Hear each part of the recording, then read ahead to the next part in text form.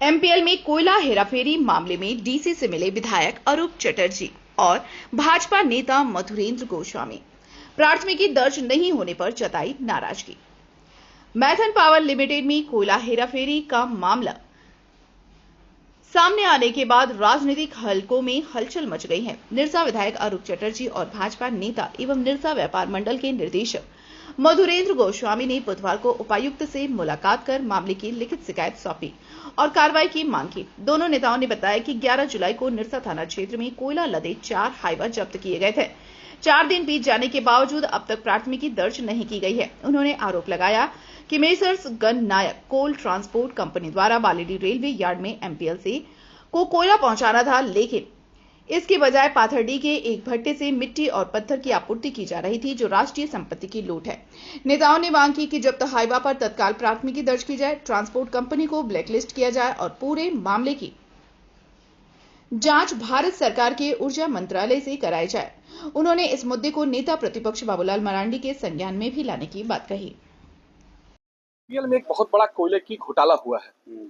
MPL में एक gun नायक कोल transport company नाम की एक कंपनी है, जिसे कोयला ट्रांसपोर्टिंग सीसीएल के विभिन्न कोलेरियों से बालीडीह रेलवे साइडिंग, जो आद्रा डिवीजन के अंदर आता है, वहां से एमपीएल में कोयला से ट्रांसपोर्टिंग करना था रैक के माध्यम से।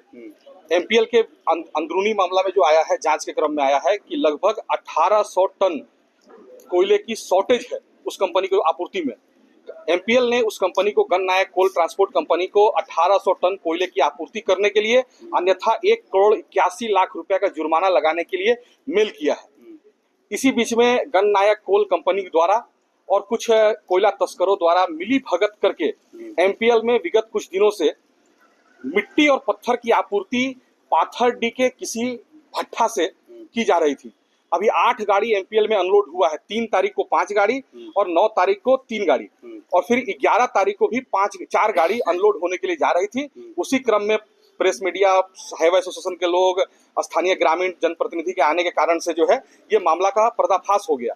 लेकिन दुर्भाग्य की बात यह है कि विगत 4 दिन बीत जाने के बाद भी अभी भी गाड़ी थाना में खड़ा है। मामला को मैनेज करने का प्रयास लोगों द्वारा किया जा रहा है। अभी तक प्राथमिकी दर्ज नहीं हुई है।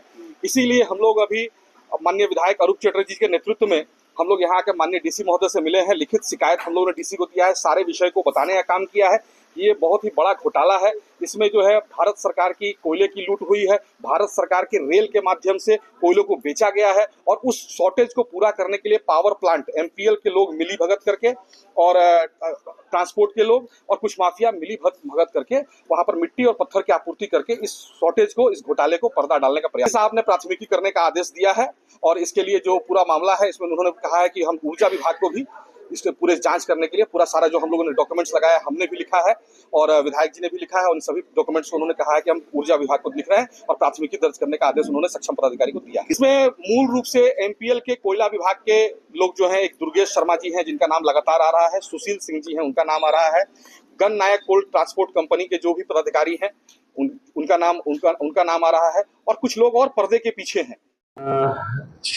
गन नायक कोल एवं कंस्ट्रक्शन प्राइवेट लिमिटेड के द्वारा आरएनआर मोड में कुछ एमपीएल को कोयला सप्लाई की जाती थी, जिसमें 1900 कुछ टन की शॉर्टेज हो गई थी, जो बाद में कंपनी को 1 करोड़ 81 लाख का पेनल्टी चार्ज किया था। लेकिन पेनल्टी के बदले एमपीएल ने उसको बाय रोड या दूसरे कोई भी माध्यम से सप्लाई करने की बात कही।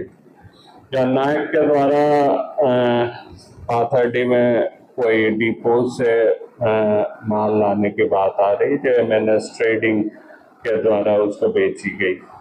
लेकिन जो डी फॉर्म है या डी चालान है, जो माइनिंग चालान होती है, वो भी एमएनएस की है। एमएनएस ने डायरेक्टली माल सप्लाई किया एमपीएल को, जबकि ऑर्डर गन नायक कोल कंस्ट्रक्शन कंपनी की थी। तो ये जो माल आ रही थी, इसको यहाँ के कुछ लोकल हमारे हाईवा के मालिकों ने उसको रोका था और उसके बाद उसको थाना में दे दिया गया। थाना में जो माल पकड़ी गई है वो बाकायदे कोयला नहीं, वो भी के शकल में दिखती है, तो वो कोयला भी नहीं है। तो शॉर्टेज के नाम से ओबी या जो रिजेक्टेड माल है उन तमाम चीज़ों को भरपाई करने की कोशिश की जा रही है। द्वितीय है जो ये कोल इंडिया से नहीं लेके किसी भट्टे से या कोयला चोरी का जो माल है उन तमाम चीज़ों को मिलाकर यहाँ पर खपत करने की कोशिश की जा रही है। हम लोगों ने डीसी से मिलकर हमने अपना पत्र भी दिया लेटर हेड में, और तमाम डॉक्यूमेंट्स भी हम लोगों ने दिया। सारे प्रतिनिधि हम लोगों के साथ थे और डीसी से मांग किया जो इससे जांच करके जो भी दोषी है, चाहे उसमें एमपीएल के अधिकारियों की भी जो मिली भगत है, उन तमाम चीज़ों को जांच करके इस पर कार्रवाई करें।